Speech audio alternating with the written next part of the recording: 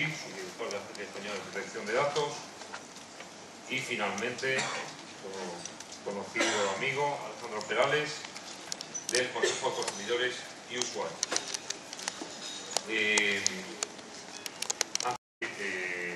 Los derechos de propiedad intelectual en el entorno digital, los distribuidores de contenidos, los proveedores de Internet, la propia administración. Un proceso largo, un proceso complicado, pero un proceso en el que todos hemos aprendido mucho unos de otros, y un proceso que está desembocando en estos momentos, como se sabe, en la creación por parte del Gobierno de una comisión interministerial para esta materia, que está ya en su fase de elaboración de conclusiones, y que, como adelantaron ayer tanto los ministros de Cultura e Industria, ha registrado un grado de consenso muy notable por todo el sector, en lo que podemos definir como la configuración de un modelo español específico que creemos responde de la mejor manera posible a nuestra realidad. Un modelo que coloca en su centro, como su objetivo prioritario, el facilitar a los ciudadanos de este país una red, un sistema de provisión de contenidos digitales de los más avanzados del mundo, de los más ricos, de los más variados, lo más abierto y moderno posible. Y por supuesto, con el propósito siempre de que se convierta en un gran facilitador de cultura, de acceso a la cultura por un lado, pero también un potenciador de la capacidad de todos los ciudadanos para ser también protagonistas de la cultura, es decir, convertirse no solo en receptores, sino en creadores. Ese es el objetivo, un objetivo que entraña necesariamente varias vías. Una es, por supuesto, la potenciación de esa oferta legal a la que queremos lograr, y por otro lado una serie de actividades disuasorias que, como se ha anunciado ya reiteradamente, no van a tener, en el caso del modelo español como blanco, jamás a los usuarios, a los ciudadanos, sino que van a dirigirse expresamente a quienes podemos denominar traficantes o especuladores de contenidos ajenos, a quienes se lucran, a quienes se benefician con los contenidos que no son suyos, a quienes dinamitan, por lo tanto, la posibilidad o la oportunidad de que construyamos esa gran red de contenidos en español que está entre los objetivos de todos, y que por lo tanto nos hacen daño a todos como país, ¿no? Como sociedad, haciéndonos perder oportunidades. Es un modelo, por lo tanto, novedoso, que recoge aspectos de nuestro entorno, pero que los desarrolla de una forma propia, y que, en fin, todavía es quizás un poco pronto para dar más detalles, pero que está ya muy cercano al objetivo y sobre el que creo, y es motivo para felicitarnos, hay un gran consenso. Por eso decía hace un momento, pues siéntate,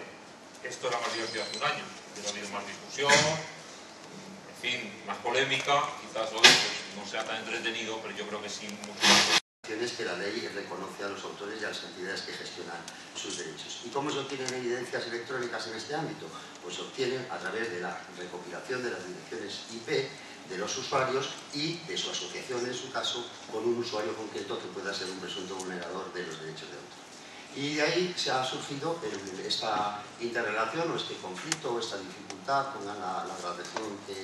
que mejor les parezca, porque las autoridades de protección de datos han considerado que la dirección IP es un dato personal y que, por tanto, es un dato que debe tratarse, debe recopilarse, debe custodiarse con todas las garantías que establece la normativa de protección de datos.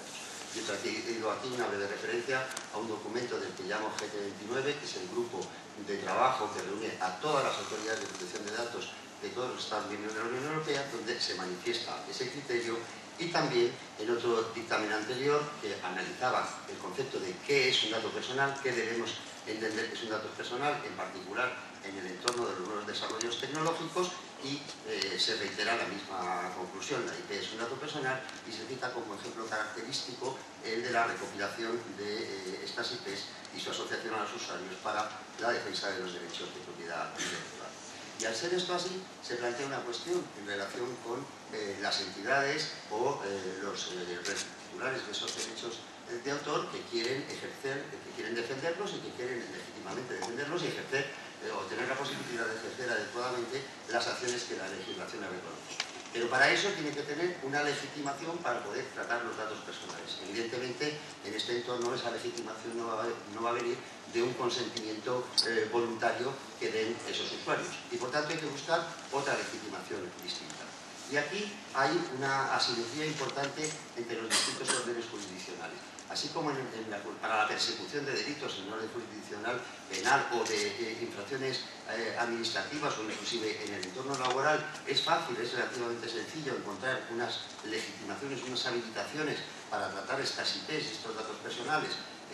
porque normalmente lo habilitan las propias leyes. En el caso del ejercicio de acciones civiles, que son básicamente o una parte importante de las que se desarrollan para la tutela de estos derechos, hay dificultades. ¿Y por qué hay dificultades? Pues hay dificultades, o quizá la muestra más evidente de esas dificultades es una relativamente reciente sentencia del Tribunal de Justicia de las Comunidades Europeas, en el que se abordó precisamente hasta qué punto se podían tratar las direcciones IP y hasta qué punto los operadores de telecomunicaciones tenían la obligación de identificar ante quien estaba ejecutando o tutelando esos derechos, de facilitar la identificación de los usuarios que los pudieran estar vulnerando. Y esta sentencia del Tribunal de Justicia, que es una sentencia que se mueve en un abanico de equilibrios, dice, por una parte, que hay una serie de garantías, que no voy a entrar en detalle en ellas, que se analizan y que fueron objeto de este procedimiento, que no obligan a facilitar, a comunicar datos personales en el marco de un procedimiento civil, sí en el marco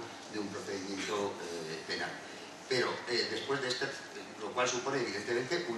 una afirmación que supone una dificultad importante para el ejercicio de estas acciones civiles para la protección de los derechos de autor. Pero al mismo tiempo trata de, o balancea esta primera dificultad afirmando que en el derecho comunitario las directivas que regulan la materia, y entre ellas los derechos de autor, obligan a garantizar un justo equilibrio entre dos derechos, el derecho de la propiedad y el derecho a la tutela judicial efectiva. Tiene que haber mecanismos que permitan efectivamente obtener una tutela judicial efectiva ante una vulneración de estos derechos. Y recuerda también que las autoridades y los órganos jurisdiccionales de cada uno de los Estados miembros pues tienen que interpretar y aplicar su derecho conforme a este equilibrio. En la Agencia de Protección de Datos hemos tenido algunas solicitudes relacionadas con la protección de derechos de autor. He traído dos casos. Esta es una resolución de la agencia reciente del año 2009, en el que la agencia, ante una solicitud cuya finalidad era otra, pero en la que se planteaba como cuestión central la legitimación de las entidades gestoras de derechos de autor para obtener y tratar direcciones IP y poder ejercer estas acciones civiles, pues esta resolución entiende, reafirma este criterio de que la dirección IP es un dato personal y en el caso particular, que es una resolución extensa, en este caso particular se rechaza que deba prevalecer el derecho a la tutela judicial efectiva por una serie de razones. La primera, que la normativa que tenemos es muy rigurosa en la garantía de la confidencialidad cuando se trata de prevenir la seguridad del Estado, la defensa, la investigación o la persecución de delitos, y hay una circular de la Fiscalía General del Estado que dice que en el ejercicio de estas acciones no estamos en un entorno de comisión de delitos.